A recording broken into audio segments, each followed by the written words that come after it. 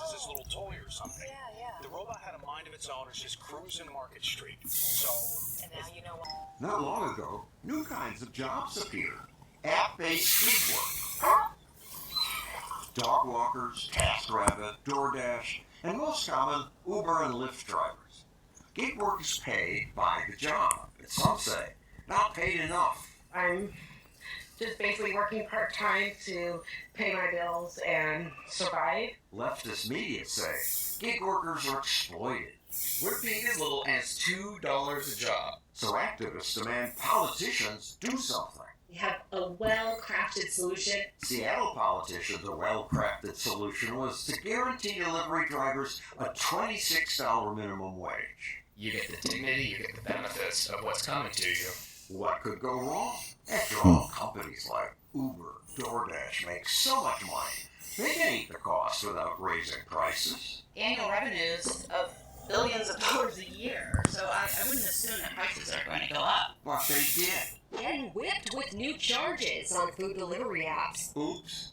There was 3 items of, Thai takeout food for $122. I just deleted the app. Obviously, when you're increasing cost to businesses, you're going to increase cost to customers. These are very, almost unimaginably complicated markets where the company's main job is actually interfacing between restaurants and delivery workers and customers. And then you have, frankly, usually an economically illiterate city council or mayor who comes in and thinks basically by looking at an industry through reading the daily news, they can appropriately regulate the exact wage. We want an economy in our city that works for everybody. 2 years later, the data is in, and drivers did not benefit.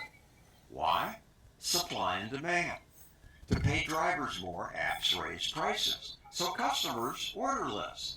DoorDash says it got 1.7 million fewer orders. Why do you think it's slow in Seattle right now? Well, it's become slow because of the new war. Business has plummeted because of Seattle's new food delivery ordinance. That's what happens when politicians micromanage. We have a system in America that decides fairness by what the market will bear. But the politicians don't get it. They say we can fix it, we just have to tinker with it.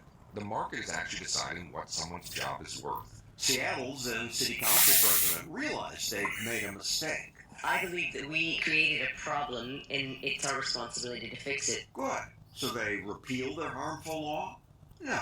She said we just had to tinker with the numbers. If we had gotten the minimum pay standard right, we would not see the decline in the revenue. Give me a break. The conceit of politicians. Yes, that's it. I appreciate it. Free enterprise requires businesses to constantly adjust pay and prices to attract both workers and customers.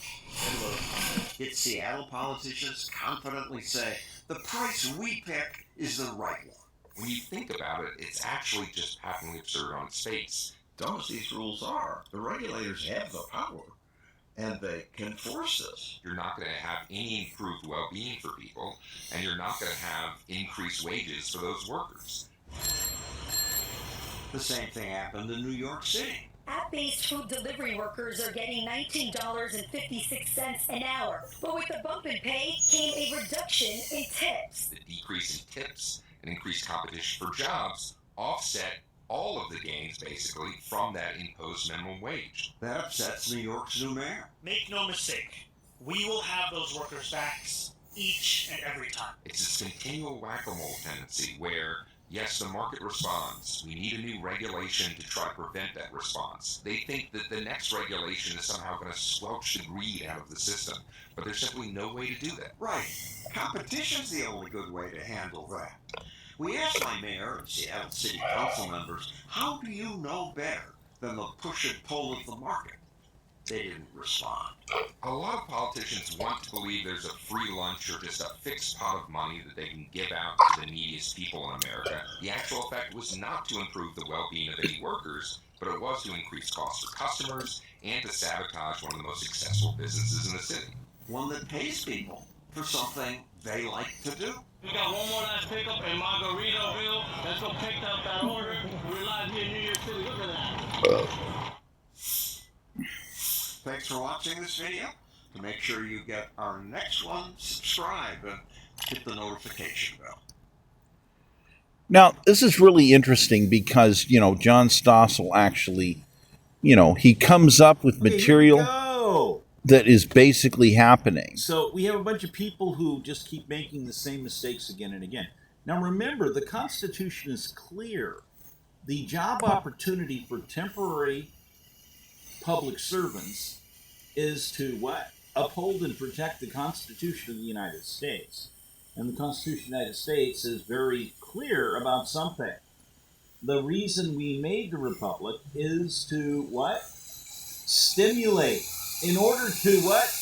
Promote the general financial wellness and series of opportunities of fair playing grounds and level playing grounds and many types of fair new ideas to be able to do things. And here are people that are thinking. The new creative thoughts are this. We're going to make all of these advocates, all of these unions completely obsolete because there's no longer a need for these people to have jobs. That's standing up boldly and saying, you're all out.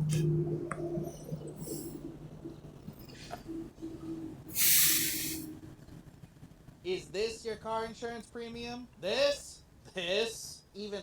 Takeout and delivery, but we also have fewer drivers. The option for and the sidewalks. Of basically philosophies coming as one of the latest. So we have a massive new influx of stuff that was already laid out, I mean, more than 25 years ago, I laid a whole bunch of stuff out on what was going to happen. And I was not the first person, some would say the first dreamer, but not actually a dreamer. I was a realist. I'm still a realist. And I laid it out. I laid out some really tough, basically calendaring, and it's all been happening to a T. We're talking decades and decades worth. And this stuff that Bernie Sanders comes up with is a joke because it's short. He's not even coming up with 10% of the stuff that I was coming up with. As he says, 100 million jobs are going to be lost in 10 years. He doesn't step up to the plate and explain that if he was doing his research properly, he'd tell you there was no future for the 35 million illegal aliens because of stuff I just showed you. Automated delivery systems, robotics. There's a whole bunch of robotics on there I showed on something else. They're going to be doing all of everything from basically running leaf blowers to burger flipping.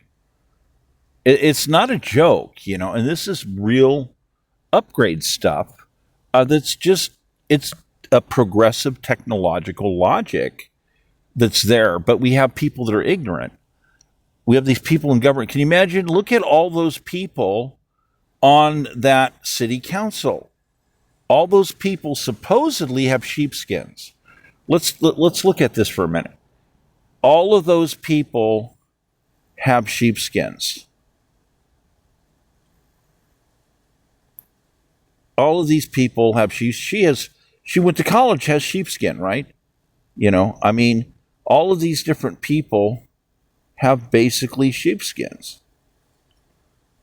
I mean, it's not even a joke to go through this stuff and look at this and realize that, all of these people, look at all these, 1, 2, 3, 4, 5, 6, 7, 8, 9, like 9 people. Every one of those persons supposedly has a huge college education. Those are college graduates, supposedly, and they're looking at a business situation. And what did they do? They sabotaged it. They wrecked it. They broke it. They damaged it. Look, you damaged it.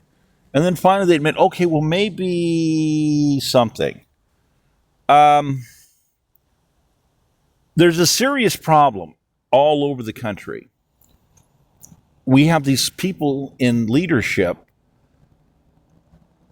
that immediately violate their oath to the Constitution of the United States, because you can't run for office unless you're giving an oath to protect the Constitution of the United States.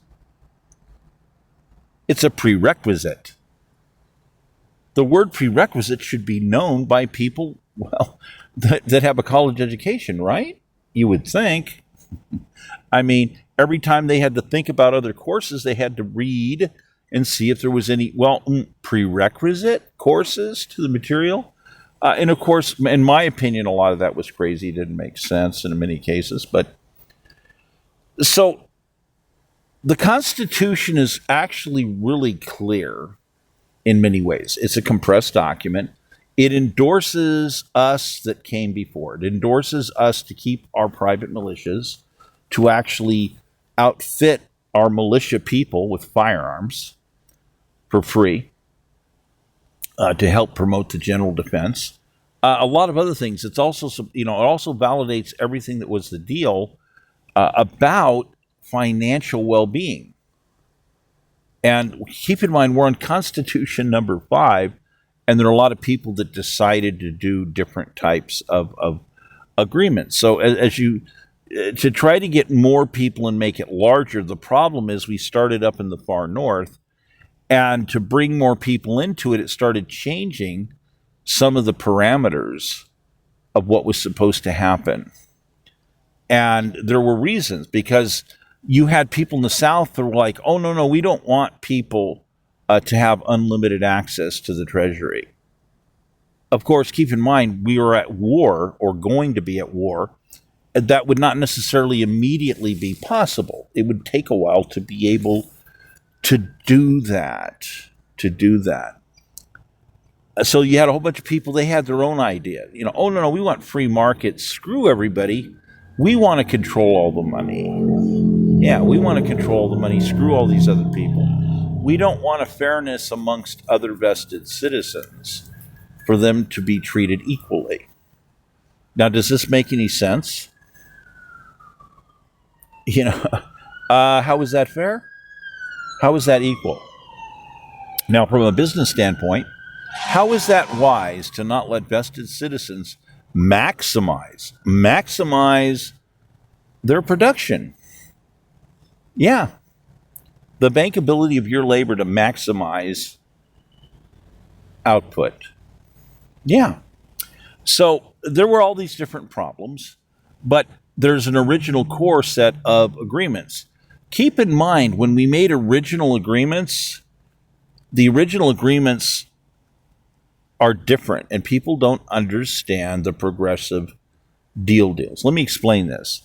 The first 1, 2, maybe 3 states come up with a kind of an agreement. It was actually even less than the statewide, but different agreements are county and cities, and so, okay, look, we're doing this, but we're guaranteed Treasury access. We're guaranteed access to lands for all of our people. Everybody in our little colony, all of us get access to this so we can build at maximum. It's like, oh, okay. And then someone says, well, we need to add more people. We're not strong enough. We think we need to add more people, so we have to make another agreement to be signed. And yet people say, we're not throwing this agreement in the garbage.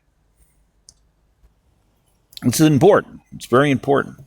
So they said, oh, well, what do we do then? It says, well, we make a separate agreement, and we'll call that the new master agreement. But the other agreements are still valid amongst us. So, which is interesting. So, which is really is interesting. But, so the next agreement validates the previous contracts. That's right. It validates previous contracts, previous rights. Once again, time after time, we have to have the right to keep and bear arms. We have to have the right to have our own militias. We have to have the right to have our own courts in order to have our own disciplined militias. We have to have we have to have, unlimited access to Treasury for the purpose of building new hard assets, real estate. Okay. So, and then all of a sudden, well, we still don't have enough people. We need to do yet again another agreement.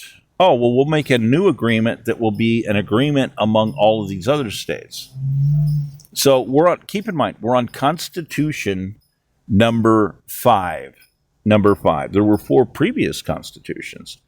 There were many other agreements and contracts, okay, that are valid that a lot of people don't remember. These are, in some cases, these are very rare documents.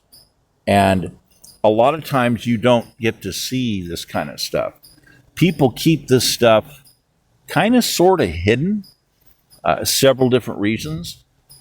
Number one, to protect it, because people wanted to do stuff, basically. They wanted to sabotage and burn archives to the ground.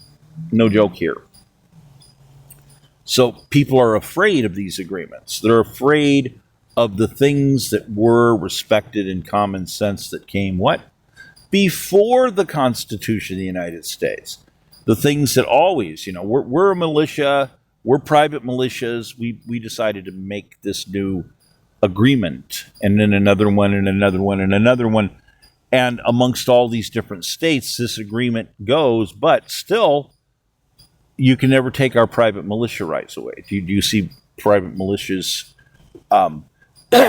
basically, protesting sometimes? Going on parade? Yeah, of course you do.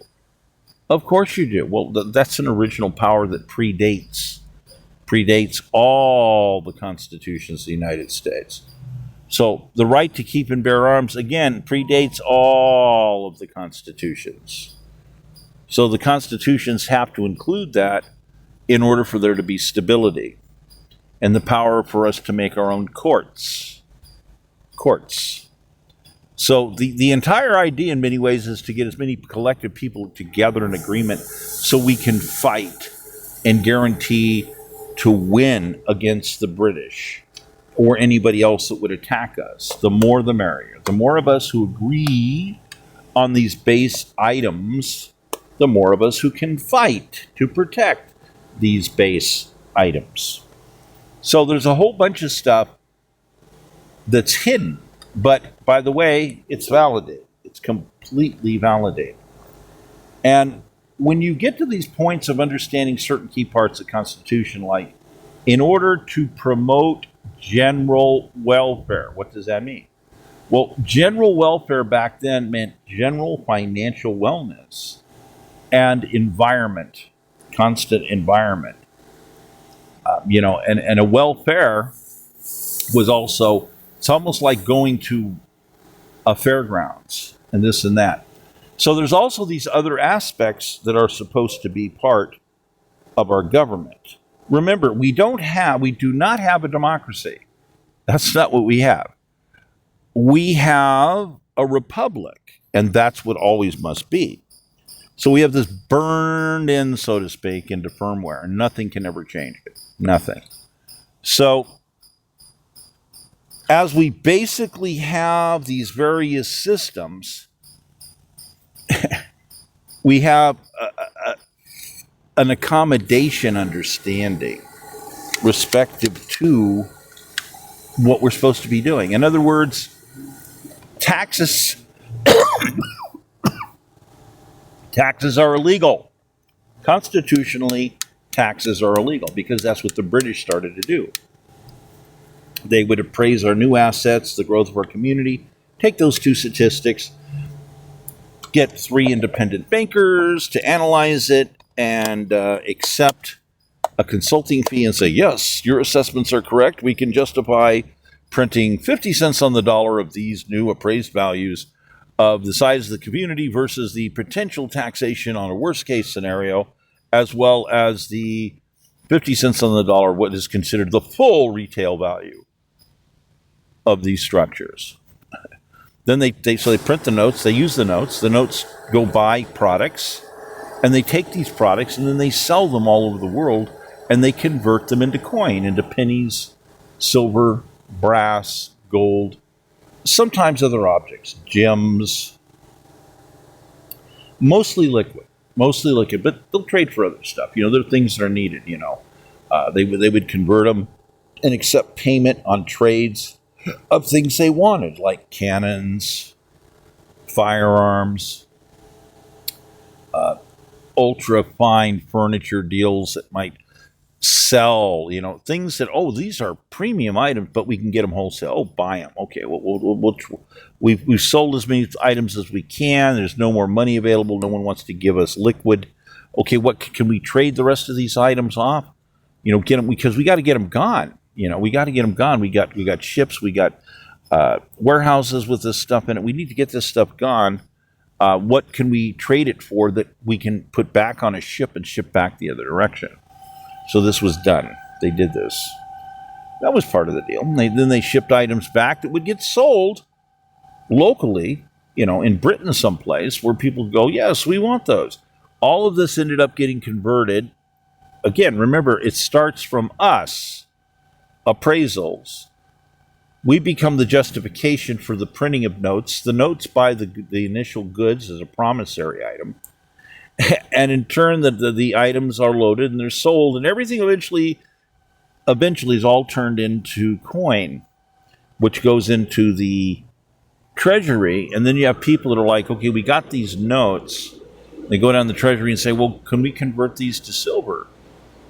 And the guy says, well, let me take you for a tour of part of the British treasury. Look, we have much gold and we have a lot of, look at this, a massive amount of silver. And we have a massive amount of copper, so yeah, we can convert that paper. And they're like, well, it kind of weigh a whole lot. But the paper's, oh yes, the paper's good. Oh, okay. So yeah, so they accept the paper deal. So we end up doing the same exact thing. I'll explain how we did that and how we became the most successful at doing it in the history of the world as we move forward here. So we have these people all over the country that don't understand what the Constitution of the United States means. These people have no idea what history is. They don't know deep history. They just don't get it. They just don't understand. And so, in other words, taxes are basically banned. They're for emergency military needs and natural disaster. Oh, everyone's starving to death. We had a hurricane, whatever. Okay, we can temporarily do that. But in many cases, we offered notes to people. Bonds. Yeah, kind of sort of that way. But we also offered straight out retrievables. Straight out retrievables.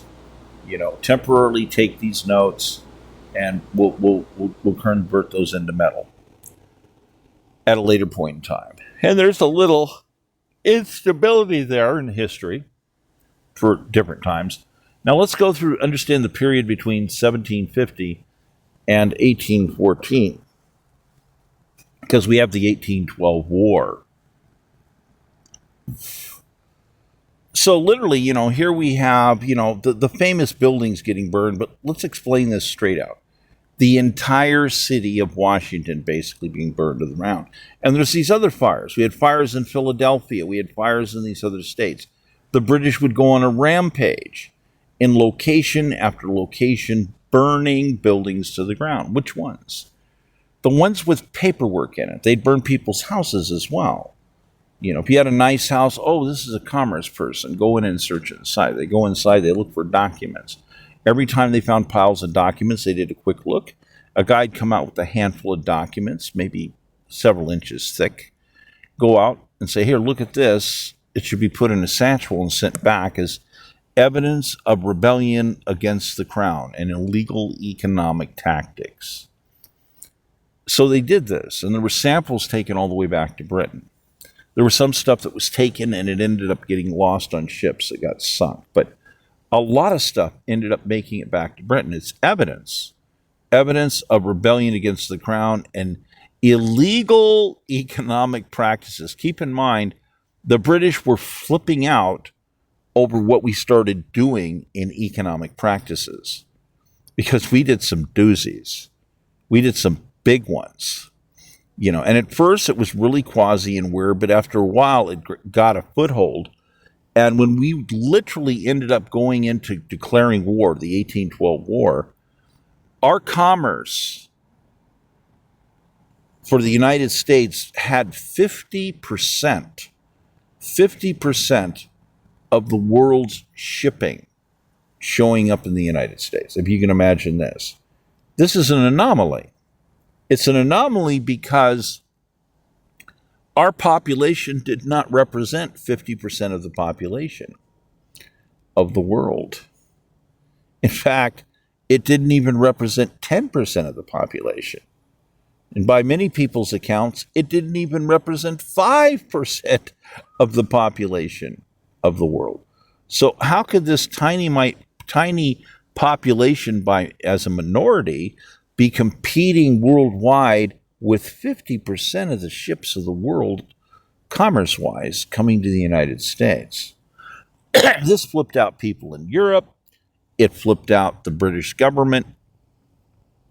So the British government says, well, let's start poaching, that's kidnapping, all of these commerce sailors. We'll claim they're deserters from the Royal Navy and do that. And what we were doing, I'll just tell you, if I jump forward quickly, what we were doing is we were paying on a regular basis to people twice the going rate. Yes, to do cargo deals to and from the United States. Twice the going rate. We would have some of our forefathers go down and make deals with captains and say, hey, look, we want to sign a contract with you for 3 years worth of voyages and we'll pay you twice the going rate. And they're like, wow, twice the going rate, That means that the sailors would get bonuses, they get paid more. And then they said, well, there's just this one thing. Just this one thing. Look, you can buy brand new cannons in many of these ports. And they're like, well, yes, of course I can buy them. But you people know that you're on sanctions. You can't buy them. And the response was simple. It says, well, we have these guys right here. They're going to go with you. They're witnesses that a bunch of pirates apparently jumped your ship in port and stole your cannons. Yeah, they're going to go. They're your witnesses. Here, we prepared signed documents. So this is the deal. We'll pay you twice the going rate of brand new cannons. Twice what it will cost you to buy brand new cannons for your whole ship. For your used cannons on your ship today. And you had some of them say, oh, I couldn't possibly do that. And then you had some of them say, witnesses, you say, written paperwork. Oh, that leaves me off the hook. I suppose I could do this one time. Yeah. I'll send my men ashore. They can have a good time. They'll get drunk. They'll pass out. They'll be gone for 24 hours or more. And they'll come back and we'll be loading up to go to the next port. So this was done. This is one of the ways that we kept getting a hold of cannons and hiding them secretly. So a really big thing about this in history, and you have to look really hard to find those tiny fragments to understand what people were doing. And you get to these great moments where other people were talking about, bitching about things and like, why are you buying all these things and making all these warehouses? And they're arguing and they're like, why are you investing American money to help American businesses sell their inventory worldwide? Says, well, part of the agreement is we're an East Indies company. Our republic is also supposed to help people sell their products worldwide. We're supposed to help be a conduit on these business deals because now we're a bigger collective business. We're a large corporation. We're a huge land company and all this other stuff. And other guys would scratch their head, well, we don't want to do it that way. It's like, well, we already have previous agreements with certain other states, and they manage certain portions of certain treasury resources and already have certain agreements amongst themselves. So if y'all want to shortchange yourself on the later agreements and just stick to those, and you don't want to participate in some of these other agreements, which are rock solid and a done deal, and are also self-perpetuated by their individual powers to do so anyhow, that would be up to you. Yeah, you want to go ahead and cut yourself out of wise actions, you go right ahead. And a lot of them where they'd keep bitching. And then once the British actually hit the shores and they were coming in, there was a time where there was a message. The guy says, well, we got like all these British coming. We have some troops and forces, but we need like 200 or 300 cannons right now. If we don't have 200 or 300 cannons, we're screwed. And the guy says, please tell us you have 200 or 300 cannons hidden someplace nearby. Well, yes, here you go. And they're like, oh, this is wonderful. This is wonderful. And another guy walks up and says, we have an additional 1,200 cannons hidden over here. And all of a sudden the guy goes, 1,200? The guy starts crying. Oh, we just won the war. You got another 1,200 cannons hit. We're just going to shoot them all through a hole, all full of holes. And it's like, so, providing with wisdom to do things in commerce the right way, as we were involved in the initial item of doing commerce and assisting commerce at the highest possible speed. But it was a problem. A lot of people were concerned about corruption, but here's the problem. Only a certain number of our forefathers understood how to do these types of extremely refined commerce practices. A lot of people, they had no idea how banking actually worked. They had no idea about the appraisals the British were doing and how they would get it justified and turn that into notes and then buy products with the notes and then liquidate the products and turn it into coin. They didn't know how to do this. So we had many of our forefathers were overworked. They were seriously overworked. And they were trying to train more people to do this. And you had all these other people that would see this activity. They'd see wagons moving forth, people running back and forth, and they could tell there was commerce and money being handed. And they're like, what are you guys doing? You're corrupt. You're cheating us. Wait a minute. What is it? And you had a lot of people they didn't understand. They didn't understand that we actually had forefathers trying to work as fast as humanly possible. But, when you're working with paper, and paper was very expensive back then comparatively, and a quill pen, okay?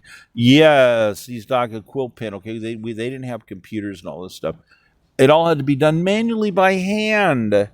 You would print certain things, block of wood, press, make certain receipts and invoice documents and all these different records for this stuff. And it was a certain expense, a certain amount of time consuming to do it. There were processes to do it and all these other special trainings to do this, which actually were not that hard. They weren't that hard. So this is what we did, commerce-wise, and this is part of our republic. It's part of the deal. Many people don't understand this because their brains are poisoned. They're not taught history properly. They don't understand. There's a whole lot of people, they don't know that the city of Washington was basically burned to the ground by the British in the War of 1812. It was like 1814, but, and they don't really understand the 30-year war period. They don't understand the war period between actually 1750, even earlier, until basically 1812. You're talking about 60-year war plus, 60-year wars plus in there, because there was all friction. There was always stuff still happening, respective to things. It was not totally kosher yet. There was no true stabilized legitimacy between us and the British. They were just really upset. So this is something in commerce that is imparted respective to an understanding that if we are looking at the Constitution and understanding this compressed document, how it's actually supposed to work. And there's all these other supportive documents that many people don't know anything about. They don't know anything about these supportive documents. They don't understand anything about pre-existing documents. They don't understand anything like, yes, Milta's existed prior to the making of the Constitution of the United States. They think Milta was a word invented for the Constitution of the United States. They have no idea.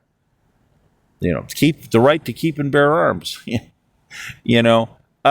reoccurs in Constitution after and all these other pre-existing documents, as well as our right to maintain courts, to make militias and courts at a drop of a hat anytime we wanted to do it, whatever's deemed necessary to deal with, rebellion, insurrection, invasion, war, etc. But keep in mind, we thought it was a wonderful idea to say, well, we need to build at least one great militia. Yes, we need to build at least one great militia and a navy. We have to have a great navy. Yes, so we have to build these so that we can have people truly dedicated long term to develop the best tactics. Why? Because we were hiring people. Yes, we were hiring professionals from all over the world. Read our history. This guy comes from France. This guy comes from here. This guy comes from here. This guy, all these different people, and they were professionals, military type professionals. And we didn't really have, think about this. We didn't have as much military professionals as we needed. This is like the main reason, yes, we need to make one great milta. This is why it appears in the Constitution. It doesn't, and no place does it say that we're scrapping and getting rid of our personal private militias. It doesn't say that ever, any place. What you see is manifestations. Somebody goes, here's a letter, guy, oh yes, here's a letter of our new people in our militia. Here, we need them to outfit guns. Here you go, to one of the elected leaders. And yes, of course, we'll get them guns for free right away. Yes, we're happy to hear about your new members of your militia. Completely separate. People completely miss all this in history. So the fires, all these other things in these fires, well, what was burning? What was burning in these different buildings? What was burning in these different buildings at these different times? What were people burning? There's lots and lots of fires,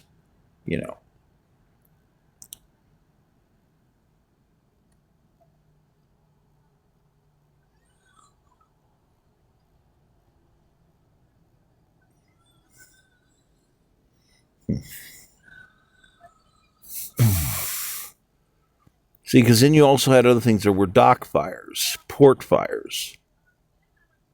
It's something that people just didn't understand. All of these huge fires and port fires and,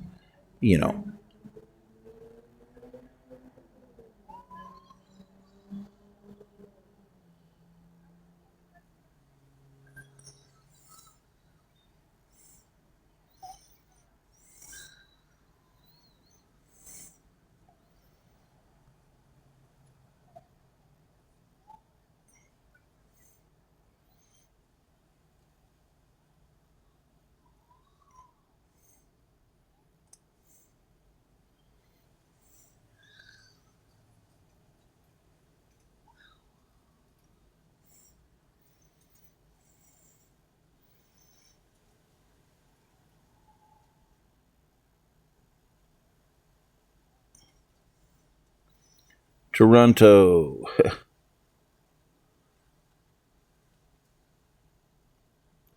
Okay, I'm just going to say there's all these other fires and all these other places, and the British would keep being connected to them, mysterious fires and stuff, spies and whatnot. We have very serious rules to protect the Constitution of the United States. Yeah, you burn an archive, that's treason. There's no place in the world you can hide. People can't find these historical writings and sayings. They don't know how to do it. we practically don't have a really decent system to convey this material. It's kind of mind-boggling when our archival systems are very outdated, very out of date. It's really bad, So this makes the main point about something. Why were they burning all of these warehouses, these port facilities, these various buildings and historical buildings? Why were they burning? Well, to get rid of the books, to get rid of any material. What were some of the books about? Well, everything from A to Z. Why would you burn people's books on everything from A to Z? Oh, so they wouldn't be able to teach themselves? Learn things? Gee, that's a start. Okay, why would you burn all of these different port buildings? Oh, well, to stop the commerce. Right. And what about port record buildings? Oh, well, what's in port record buildings? Oh, records of commerce. That's all that's really in there. There's nothing really much of value, just records. Yeah. So they want to sabotage all the records of what we've been doing commerce-wise worldwide. There were different references I found amongst British material that dealt with the treason against the king and the economic practices, and we were practicing economic warfare and all this other stuff, and people don't get it. They don't understand. So today, when we have all of these council people and different people in leadership, and you ask them a bunch of questions about, okay, let's just do a nice little experiment. The experiment is the purity of the Constitution. In this experiment, you're only allowed to promote general financial welfare. Yeah, that's all. That's it. And that's all, general financial welfare.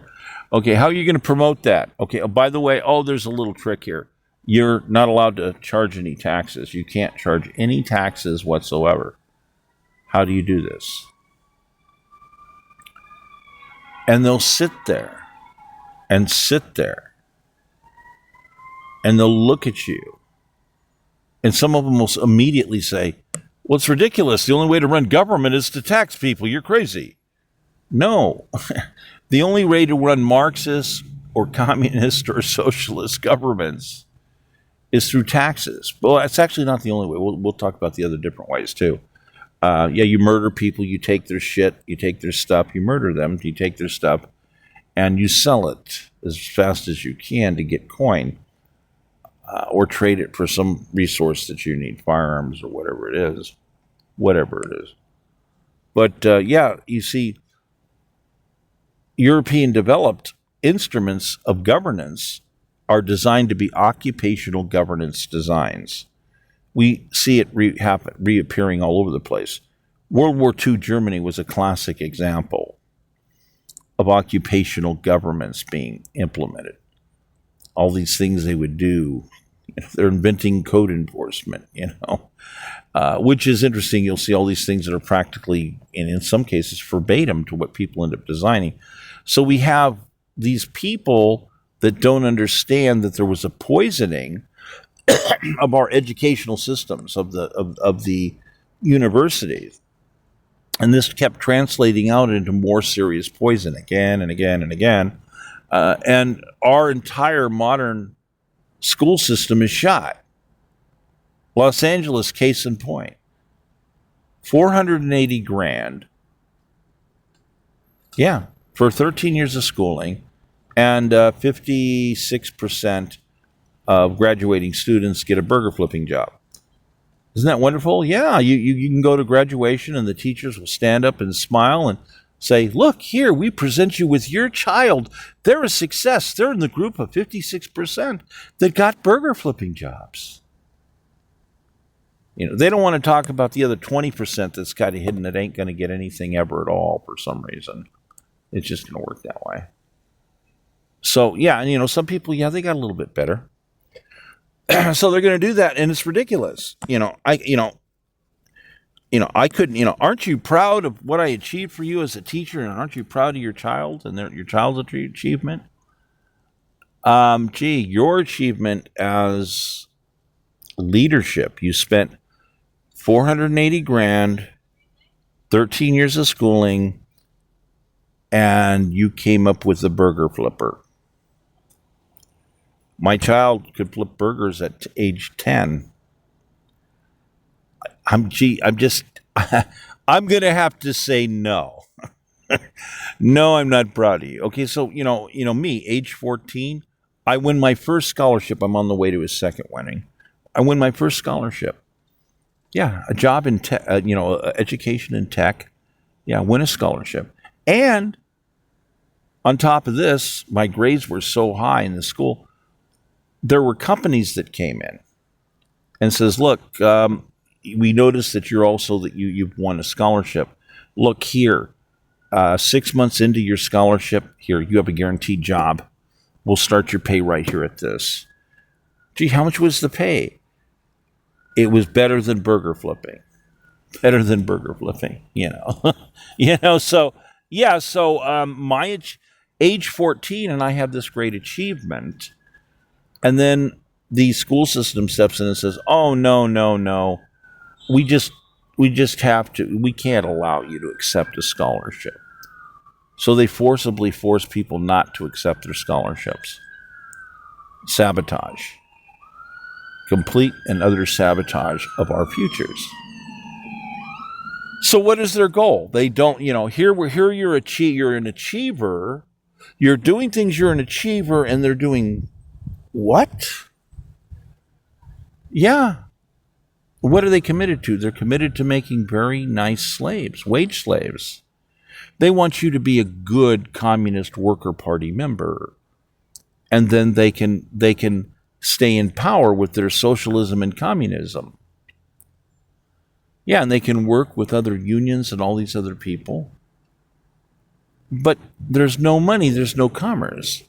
So when you have these people sit down and you go, well, okay, look, I want you to come up with 500 different ways of good commerce ideas to promote the general financial well-being, and of course, you know, financially support the city or the county or whatever, respective to its financial needs and programs. And yet all these people, they have no idea. They're like, oh, but we only know how to go uptown and jack the rich people. But I mean, they're really blatant now. It's just real plain. Yes, vote for me. We're going to just go uptown and jack the rich people right away. Right. But see, some of the rich people are like, well, we have ways to offset this. I've got really good attorneys and tax consultants. It's all tax deductible. We've wrapped things around specialty ways, so everything's tax deductible. So you're actually not going to get money from us. So what does the reality become? The reality becomes, the truth is, the middle class, the upper middle class, and the straight middle class that has businesses doesn't know how to do the super finagling, and they're stuck. So they get clipped by these taxes again and again and again. And what we have now is all these people have been completely inundated. Middle class completely destroyed. And now the interesting thing is we now have mass economic modeling now coming in and surfacing. I've been working on it for decades, but I keep coming under violent attack and all these attacks directly sponsored by the California government. Directly. It's verified repeatedly. And yeah, you know, so this is, you know, I'm an omnibus archive, and these people are going to keep attacking archives. Yeah, that's like a series of felonies. Oh, yeah. Election rigging, I'm a candidate. Oh, yeah. Crime after crime after crime. Yeah, these people, national security in the archives. Yeah, okay. Ooh, there. Yeah, these people are involved in crime. That's their state of California. Now they're paranoid. You know, look what Newsom did the other day. No, we can't allow anybody to investigate. No, you can't gather evidence. No. And you cannot share evidence on the web. Okay. And so, yeah. And the only people that can handle any form of investigations whatsoever are going to be the AG's office or the Secretary of State. Yeah, that's it. It's like, you know, it's like you hold up, excuse me, but they're the people we're investigating for mass fraud and for violating national security, dereliction of duty, and rigging elections. Yeah. And it's like they just don't get it. You know, it's like, what? So why would you make such... Oh, these are laws. Yes, this is the law. We'll punish you. Why? Let me see. Let's use the AI reverse math checker system for the super economic criminology. Because they're hiding something. Because they're scared to death. Because they know that they've done things wrong and they're on the verge of getting busted more and more and more. Aha! This is fascinating. Utterly fascinating. Yeah. Why would they know this? Well, gee, I sent a whole bunch of paperwork in and says, hey, I got an investigation and you have to cooperate. They don't want to cooperate. Yeah. You go to federal court, and judge is judge is kind of shaking. He doesn't believe what he's looking at. You have to remove the criminal charges from this private RICO. No, I don't. By the way, constitutionally, I'm not allowed to do that. I'm witnessing these people committing treason. I'm not allowed to withdraw. It would be a crime for me to withdraw. I can't withdraw. I have to see that these people who've committed these crimes are punished. It's the law. And the judge just asked me to break the law. Technically, that's aiding and abetting the enemy forces involved in rebellion. Yeah. Okay, so attack on candidates' camp, that's considered an act of war. Original constitutional wording. Okay, so this is it. Once again, condensed here. These people, almost none of them understand how to do stimulus. They don't have a clue. But, the Constitution says, well, stimulus creation is allowed. We talked about what that could be, what that is. Empower people to build real estate with their own hands at the fastest possible pace, max production. Yet, they don't know how to do that. Oh, no, we can't do anything stimulus-wise. We're only going to go, all we understand how to do is to go down and jack the rich people. It's like, okay, wait a minute. You went to college and you're saying, well, yes, we're saying this is the only way to run government. You're studying European instrument occupational governance, and you want to implement it because it also happens to be what? Diabolically opposing the Constitution of the United States. So you're trying to defeat and destroy the Constitution of the United States by perpetuating something that's not allowed, that's forbidden. And then they just get really quiet. They're, well, no, you're wrong. You misunderstand what's going on.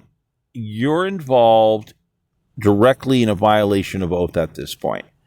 You haven't answered the questions correctly. All taxation is banned. What stimulus concepts do you have? What's your first 500 types of stimulus? And they're, again, it's like, huh? What? Oh, what? Oh, no, we only know how to go uptown and jack the rich folks.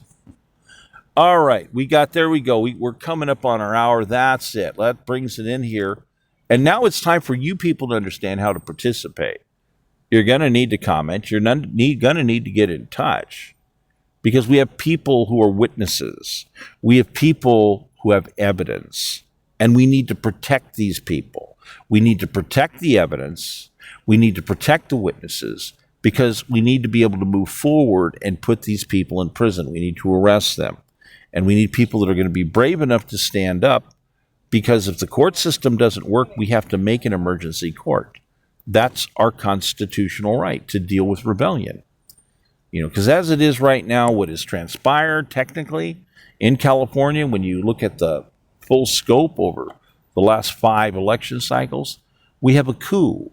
We have a bunch of people committed a coup and taken over government, all these other branches of government, and made it so they can't function by policies. Now the policies aren't enough. You have Chad Bianco sees an anomaly and says, I'm seizing these ballots. There's something wrong. I want to do a recount. Let's bring the cameras in. Let's bring the cameras in. Let's let everybody see us count these ballots. And all of a sudden the state starts flipping out. They're just totally flipping out. I mean, this is amazing. And then they're going to make law, and among all these different laws, whether there's no Nick Shirley, no evidence on the web, no one can do investigations of any type against us any place, not even elections. None of you people,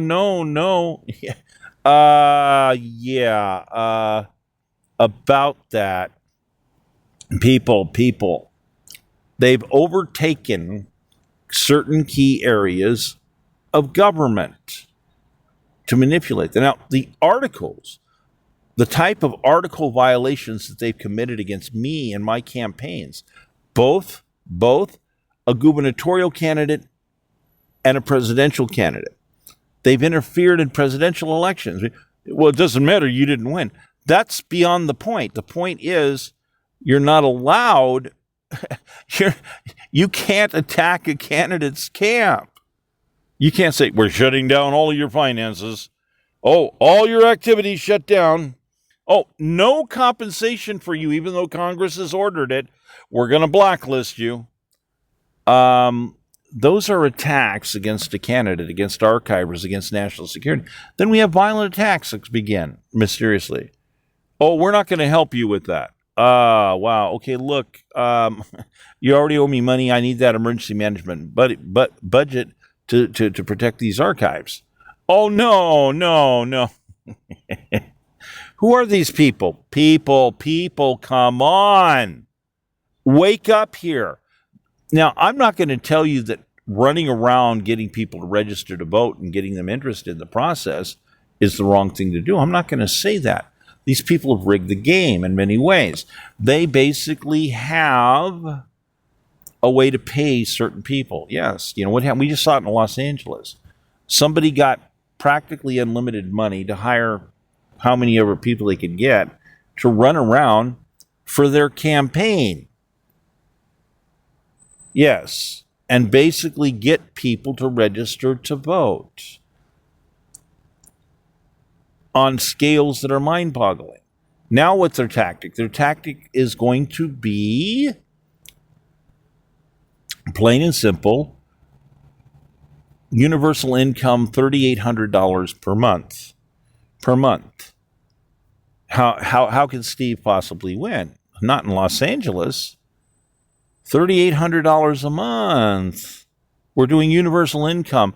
You're going to have to make sure that you vote for these certain candidates. You know, look, can you imagine? The ballot is going to be there, and there's basically going to be something. People are going to look, and they're going to see a button flashing at them that says, press this button, get $3,800 a month. Ooh. They're going to press the button. People, wake up. Wake up. The only way to get at these people is to prosecute them for the crimes they've been committing. You need to wake up. You need to stand with the people who are witnesses and the people who have evidence. That's my campaign. We have more evidence than all the other campaigns combined. Now, I'm not saying some of these other people in other campaigns don't have evidence. I'm going to tell you straight out, some of them, yes, they do. I'm just saying I've got the best collection. I've got the best items. Attack on a candidate's camp, that disqualifies the entire ticket, the entire Gavin Newsom ticket, and all those that were with him, all those that were appointed by him, all those that were hired. It's over 10,000 people. Yeah, buddy. So people, you need to wake up. You got to understand who was appointed. Julie Su, Shirley Weber, Rob Bonta, all of those people are going to jail. They're all losing their retirements based on them attacking my campaign, based on them being in dereliction of duty. People, is this clicking for you? Is this actually click? I want you to think for a moment who they're actually afraid of. I want you to think about all the times you see that they're nervous. They're nervous because there's other people that are players that the rest of you haven't seen yet. And they're scared to death that the rest of you are going to see this and think for a moment, okay, wait a minute, what's going on? Who is this guy? I'm a colonial constitutional capitalist. Look, I've got a way for you to get back what? Your original land rights, your original banking rights, so you can unlimited, in a manner, borrow money every year to build real estate if you're a vested citizen. Gee, that's a little more than 50% of the population of the state. 50% of the population of the state. So if y'all want to get your rights and work forward to claim your rights, you got to work with me. I'm the guy that's going to finish up getting that done. Get you all of your rights back. As governor, I can order certain things. I can order you to be able to get a loan. I can say, no loan discrimination. These people are available immediately for work, and they're entitled to build houses with their own hands. As the governor, I can order it. As the governor, I can say I order all fees to be basically eliminated. I said, oh, we're doing this. No, I'm calling it a state of emergency. And I'm the governor, and I'm ordering. I can do that. Okay, and more than likely, I'm going to be able to get you your equivalent value of $80 million worth of stock. If you're 150 years, did your lineage go back 150 years? You're entitled to $80 million in stock. Okay, similar to think Alaska, oil residuals. Yeah, but they're more complicated than that. Land stock rights and everything. Okay, does your lineage go back 75 years or more? World War II, all the land came from Churchill, from Britain. Massive amount of lands. Great vacation property. You like island property? The stock there's worth about $10 million. Okay, so there's group 3 and there's group 4 too. These are lesser numbers. Nobody's going to make you wealthier than I am. You're going to be able to make about 140, 150,000 a year plus, and it's going to parlay more and more and more. Kids in school, they're going to get carpentry starting at age 12, and they're going to be booked to build their own house at age 15, just like it was in colonial times, just like it was in the year 1750. So, I'm going to bring in mass economic modeling. That means that mass economic criminology comes into play. That means it's the end for these people. The end of their fraud. The end of their little shell games, because I'm going to bring mass computers in and tear it up. Other people can do that. Other people don't understand what to look for. I'm the guy that's been working for decades coming up with the serious numbers. I understand a bit more about national security from the standpoint when I select the people to be with my teams, it's going to be a better selection, because the people that I end up selecting will be the best. I guarantee you we're going to be the best in the world. We'll be the best in the world. So, straight out, people, this goes someplace. Should I scream at you, wake up? I shouldn't have to slap you. We have people that are witnesses. They're in danger. Yeah, they're in danger. We have evidence. We have to protect the evidence. We have to keep protecting it. It's in danger. There are many other people we need to arrest that did things, and the state's trying to stop them from being arrested. We have a whole bunch. We have a bunch of prosecutors. Ladies and gentlemen, let me tell you the truth. They're afraid. Straight out. Oh, I'm afraid for my friends and my family.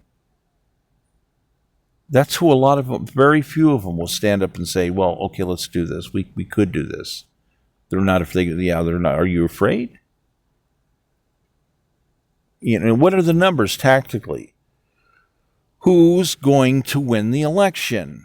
I'll keep laying other stuff out there, but, the way it is statistically, it's virtually impossible for Hilton to win. Me personally, I should own the election. I should own this. The previous election, I already do own it. The courts don't want to cooperate. They're supposed to cooperate and go, oh, here's the checklist. Okay, did they do this? Well, actually, yeah, they did. Okay, did they do this? Well, actually, they did. Okay. Did they do this? Okay, yeah, actually, they did. Okay, you go through the list and say, what do we got? Okay, yeah, they did all these things. They're guilty. Okay? Major United States constitutional articles violation. Attack on a candidate. They're disqualified. The whole ticket, they're gone. Okay, look, people, this is what's called proprietary information. It's not going to help another candidate win. I'm the guy who wins because they're disqualified. They get arrested. Then I immediately declare for emergency elections every 90 days. There's going to be 100 questions minimum on each one, asking you, are you a victim? Does the state owe you money? You're going to have a whole bunch of people step up and say, yes, they overtaxed me and I've worked it out, and here's how much money they owe me. They'll be able to put a number in. You can do a multi-choice or write a number in. You'll ask a bunch of questions. Did you know that they did this, or they were investigated for this? You'll have a whole bunch of people say, I didn't know anything about that. Didn't know anything about that. Didn't know. In other words, they were lied to, false narratives were repeatedly being forced on the voters, and they repeatedly took various actions to blacklist people with evidence. Why? Because they didn't want the evidence to be seen by the voters. Now you have a bunch of people that are mind-controlled, and they're the majority number of the registered voters. So the vast majority of the registered voters, about 60% at this point, basically are looking at a button. Universal income, $3,800. Yeah, I'm going to press that. Okay, it's pretty simple. This is the scam, the latest scam. Where's the money coming from? Where's the money coming from to do this? They're going to rob people, man. You have people that are retired. You don't believe me? Go to a McDonald's and hang out. Go to McDonald's in the morning, hang out for a while, and tell me, do you see retired people going in there sometimes? Because some places are more than others. Walk up to some of those retired people and ask them, what's up with taxes? What do you think? Interview some. Go interview 40 people. Just look at them. Weed them out a little bit. Look at the ones that look like maybe they're poor on a fixed income. It depends. Well, the person driving the brand new that's cost all this money, they may not be the one you want to talk to. The people in a bargain rate vehicle, okay, that could be them. Could even be one of the newer bargain rate vehicles. They're on fixed incomes, and all these new taxes that they're going to implement in this next round, $324,000, I think it is, over the course of 30 years. And it's going to increase beyond that. Effectively, some of the estimates are $30,000 per person per year. That's where they're going to get all this extra money for universal income. That means there's a tag on that. It says they're going to steal X number of people who are retired or on fixed incomes or disabled their homes. And then someone says, yeah, but then they're going to get the $3,800 a month. And I'm like, I just don't think you quite get it. It's not clicking in your head. And they're going to stand up and say, oh, no one's going to lose their home. They're going to get the $3,800. There's a chicken or the egg problem here, people. You need to work with that. You need to work with that and see how that goes. This is how they're trying to invent something to bail themselves out. Don't think about it. Put it on the tactical table. Research things. Get on the web. Maybe the web ain't going to work right for you, I'll tell you that. But you need to do this, people, please. We have innocent people that are disappearing. We have witnesses that have disappeared. Okay? I'll say it again. We have witnesses that disappeared. And the rumor in some instances that they're dead. We don't know why. People, please. You need to understand, you're not the main figures they're after. I'm the guy that's already had bullets coming at me. Unlikely they're going to shoot at you. You get to act and be basically invisible. If that helps a little bit. So please, people, wake up a little bit extra. Come on, you got to drink just a little bit more coffee. I want you to be a little sharper. Just a little sharper. Working with all this information to understand what's happening and what's going on. Thank you very much, Michael Crosby.